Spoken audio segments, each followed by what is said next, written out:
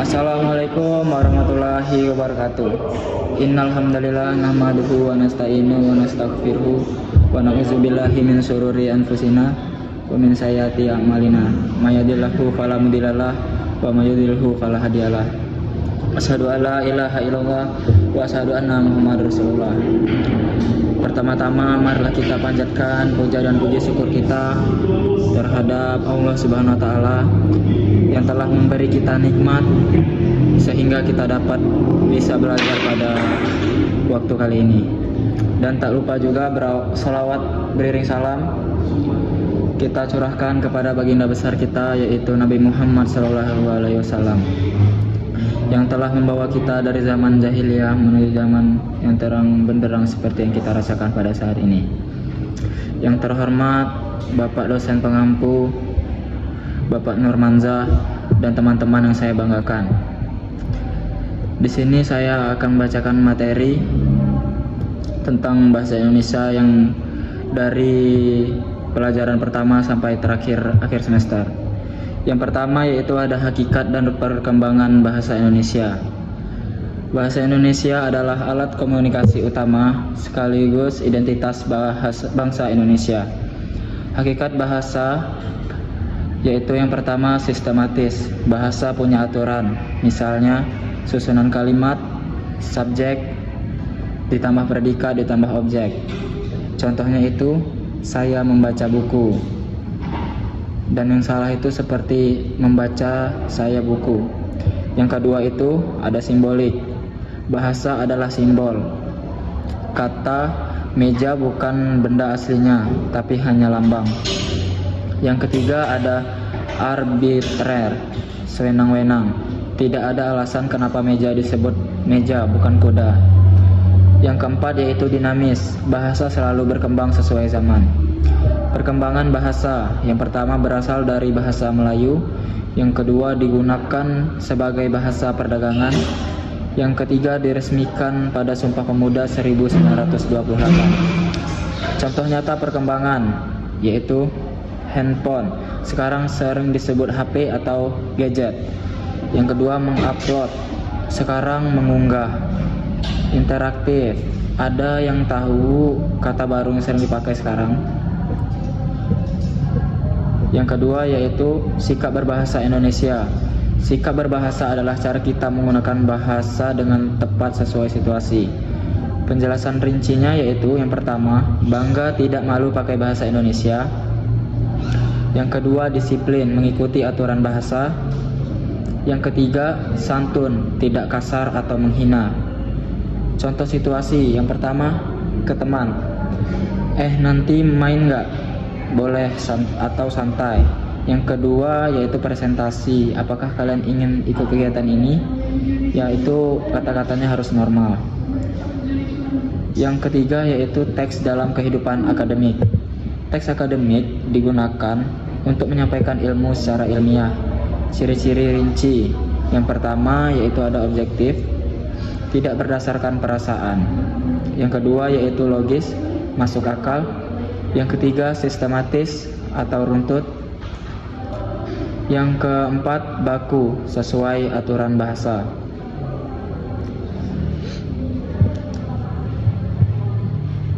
Yang akademik, pembelajaran daring dapat menurunkan motivasi belajar karena kurangnya interaksi secara langsung.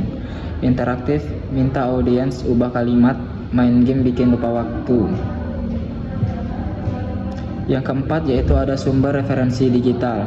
Di era digital, informasi sangat mudah didapat. Penjelasan rincinya yaitu tidak semua informasi benar, harus selektif. Ciri sumber terpercaya, ada penulis jelas. Yang kedua ada tahun terbit. Yang ketiga cari lembaga resmi. Contohnya yang salah yaitu blog pribadi tanpa sumber. Yang benar yaitu jurnal ilmiah atau buku. Yang kelima yaitu ada presentasi ilmiah. Presentasi ilmiah adalah menyampaikan ide atau hasil penelitian. Penjelasan secara rincinya harus jelas dan runtun. Yang kedua tidak bertele-tele. Yang ketiga menggunakan bahasa formal. Dan kesalahan-kesalahan umumnya yaitu yang pertama membaca teks terus, slide terlalu penuh. Yang ketiga tidak kontak mata. Yang keenam yaitu ada proposal kegiatan. Proposal adalah rencana sebelum kegiatan dilakukan. Penjelasan rincinya yaitu latar belakang atau alasan kegiatan, tujuan apa yang ingin dicapai, waktu dan tempat, dan anggaran. Contohnya acara kelas meeting.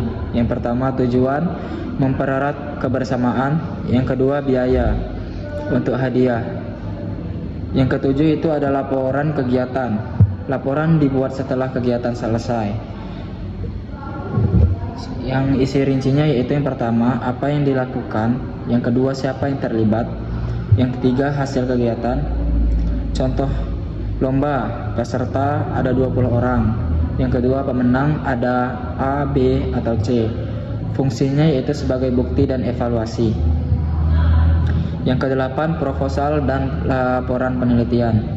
Proposal penelitian yaitu rencana sebelum penelitian. Laporan penelitian yaitu hasil setelah penelitian. Contoh sederhananya masalah siswa sering bermain HP saat belajar.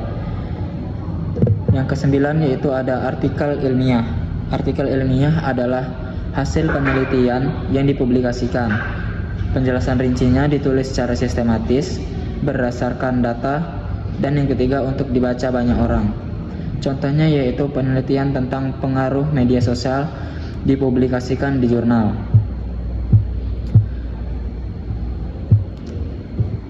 Dan saya di sini akan memberikan kesimpulan materi yang saya bacakan tadi. Pembelajaran bahasa Indonesia dalam kehidupan akademik memiliki peran yang sangat penting, bukan hanya sebagai alat komunikasi, tetapi juga sebagai sarana untuk berpikir, menyusun ide, dan menyampaikan informasi secara ilmiah. Beberapa poin utama yang dapat disimpulkan yaitu yang pertama ada bahasa Indonesia bersifat sistematis, dinamis, dan berkembang mengikuti zaman, sehingga harus digunakan dengan tepat. Yang kedua yaitu sikap berbahasa yang mencerminkan kesopanan, kedisiplinan, dan rasa bangga terhadap bahasa sendiri. Yang ketiga, dalam dunia akademik, penggunaan bahasa harus baku, objektif, dan logis, terutama dalam teks seperti makalah, laporan, dan artikel ilmiah. Yang keempat yaitu ada sumber referensi. Sumber referensi harus dipilih secara selektif dan terpercaya, agar informasi yang digunakan dapat dipertanggungjawabkan. Yang kelima, ada keterampilan membuat proposal, laporan, dan penelitian. Sangat penting untuk melatih kemampuan berpikir kritis dan sistematis. Yang keenam yaitu ada presentasi ilmiah, membantu kita dalam menyampaikan ide secara jelas, terstruktur, dan meyakinkan kepada orang lain.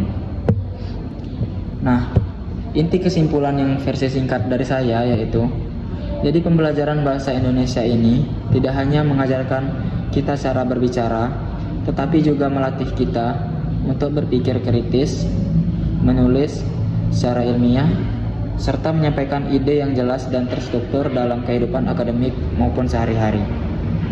Baik, di sini saya akan memberikan kesimpulan dari materi yang saya berikan tadi. Dari seluruh pembahasan yang telah dijelaskan, dapat disimpulkan bahwa pembelajaran bahasa Indonesia dalam kehidupan akademik memiliki peran yang sangat penting dan tidak dapat dipisahkan dari proses pendidikan. Bahasa Indonesia bukan hanya sekadar alat komunikasi, tetapi juga berfungsi sebagai sarana berpikir, mengekspresikan ide, serta menyampaikan informasi secara logis dan sistematis. Melalui pemahaman tentang hakikat dan perkembangan bahasa, kita menjadi lebih sadar bahwa bahasa Indonesia terus berubah mengikuti perkembangan zaman, sehingga kita harus mampu menyesuaikan penggunaannya secara tepat. Selain itu, sikap berbahasa yang baik mencerminkan kepribadian seseorang dengan menggunakan bahasa yang santun, sesuai kaidah, dan tepat situasi. Kita tidak hanya menunjukkan kemampuan berbahasa, tetapi juga menunjukkan sikap menghargai diri sendiri dan orang lain. Dalam konteks akademik, penggunaan bahasa yang baik dan benar sangat penting, terutama dalam penulisan teks ilmiah seperti makalah, laporan, proposal, dan artikel ilmiah. Teks-teks tersebut harus disusun secara objektif, logis, dan sistematis. serta didukung oleh data dan sumber yang terpercaya. Oleh karena itu, kemampuan dalam memilih dan menggunakan sumber referensi yang kredibel juga menjadi bagian penting dalam pembelajaran ini. Selain keterampilan menulis, kemampuan menyampaikan ide melalui presentasi ilmiah juga sangat dibutuhkan.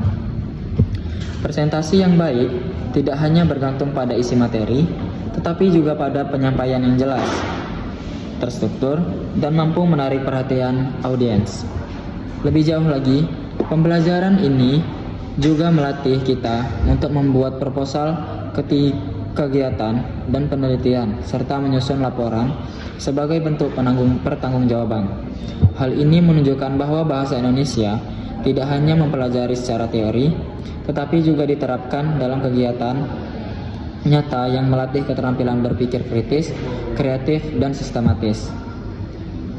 Pada akhirnya, melalui pembelajaran bahasa Indonesia, kita diharapkan mampu menjadi individu yang tidak hanya terampil dalam berkomunikasi, tetapi juga mampu menyampaikan gagasan secara ilmiah, menyampaikan dan memahami informasi dengan baik, serta berkontribusi dalam dunia pendidikan dan masyarakat.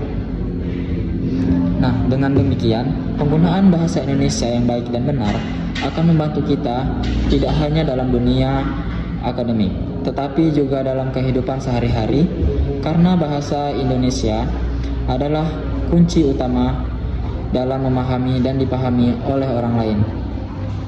Dan bahasa adalah kunci utama dalam memahami dan dipahami untuk orang lain. Sekian penjelasan materi dari saya. Bila ada salah kata, saya mohon maaf. Kepada Allah saya mohon ampun. Wabillahi taufiq wal hidayah. Wassalamualaikum warahmatullahi wabarakatuh.